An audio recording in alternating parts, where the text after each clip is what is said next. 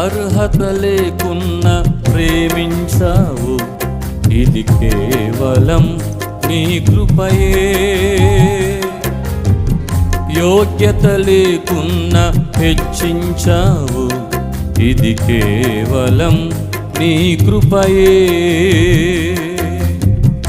అర్హత లేకున్నా ప్రేమించావు, ఇది కేవలం నీ కృపయే.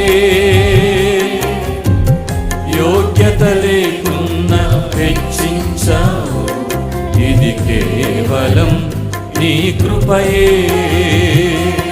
కృపయే కృపయే నేనేమై ఉన్నానో నీ కృపయే. కృపయే కృపయే నే బ్రతికి